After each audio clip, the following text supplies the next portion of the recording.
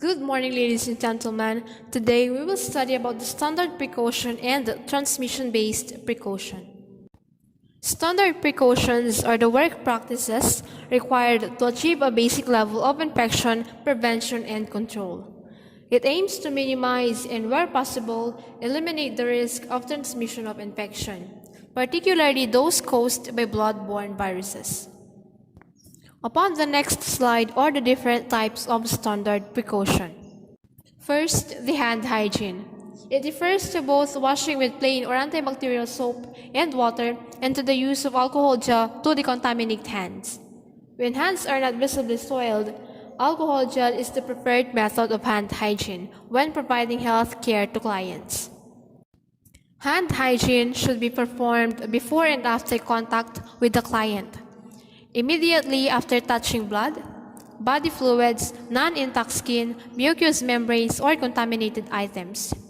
Immediately after removing gloves, when moving from contaminated body sites to clean body sites during client care, after touching objects and medical equipment in the immediate client care vicinity, before eating, after using the restroom, and after coughing or sneezing into a tissue as part of respiratory hygiene. Next, the PPE or personal protective equipment. It includes items such as gloves, gowns, masks, respirators, and eyewear used to create barriers that protect skin, clothing, mucous membranes, and the respiratory tract from infectious agents. PPE is used as a last resort when work practices and engineering controls alone cannot eliminate worker exposure. The items selected for use depends on the type of interaction a public health worker will have with the client and the likely modes of disease transmission. If PPE or other disposable items are saturated with blood or body fluids, such that fluid may be poured, squeezed, or dripped from the item, discarded into a biohazard bag. PPE that is not saturated may be placed directly in the trash. Saturated waste generated from the home should be placed in the sealable leak-proof plastic bags before placing in regular trash bags for disposal. Next, the needle stick safety and prevention are implemented to prevent healthcare worker exposure to blood-borne pathogens. The Needle Stick Safety and Prevention Act mandates the use of sharps with engineered safety devices when suitable devices exist. The safety devices on needles and other sharps should be activated immediately after use. Next, the cleaning and disinfection. Clients' care areas, common waiting areas, and other areas where clients may have potentially contaminated surfaces or objects that are frequently touched by staff and clients should be cleaned routinely with EPA-registered disinfectants, following the manufacturer's instructions for amount, dilution, and contact time.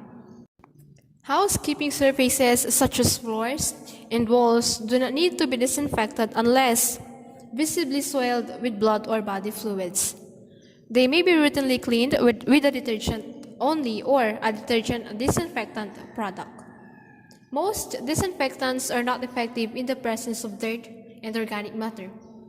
Therefore, cleaning must occur first before disinfection. Some patient care items may be damaged or destroyed by certain disinfectants. Consult with the manufacturer or the items before applying disinfectants. While in respiratory hygiene, clients in waiting rooms or other common areas can spread infections to others in the same area or to local public health agency staff.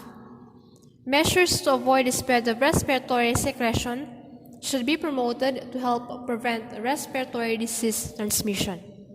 Elements of respiratory hygiene and cough etiquette include covering the nose and mouth with a tissue when coughing or sneezing, or using the crook of the elbow to contain respiratory droplets, using tissues to contain respiratory secretion, and discarding in the nearest waste receptacle after use. In respiratory hygiene, supplies such as tissues, waste basket, alcohol gel, and surgical mask should be provided in waiting and other common areas in local public health agencies. Place cough etiquette signs where the general public can see them. Now let's come up to transmission-based precautions.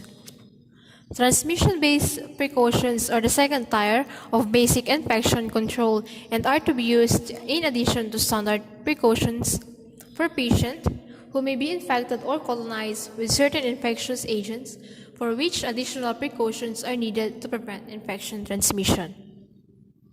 Upon the next slide are the different types of transmissions-based precaution. Contact precaution are intended to prevent transmission of infectious agents, including epidemiologically important microorganisms, which are spread by directly or indirect contact with the patient or the patient's environment. Next, droplets precaution are intended to prevent transmission of pathogens spread through close respiratory or mucous membrane. The contact with respiratory secretions, because these pathogens do not remain infectious over long distance in a healthcare facility.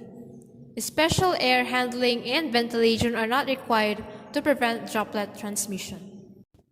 On the other hand, airborne precautions prevent transmissions of the infectious agents that remain infectious over long distance when suspended in the air. And that's it for today. This is Elica Saplan, Bachelor of Secondary Education. Thank you.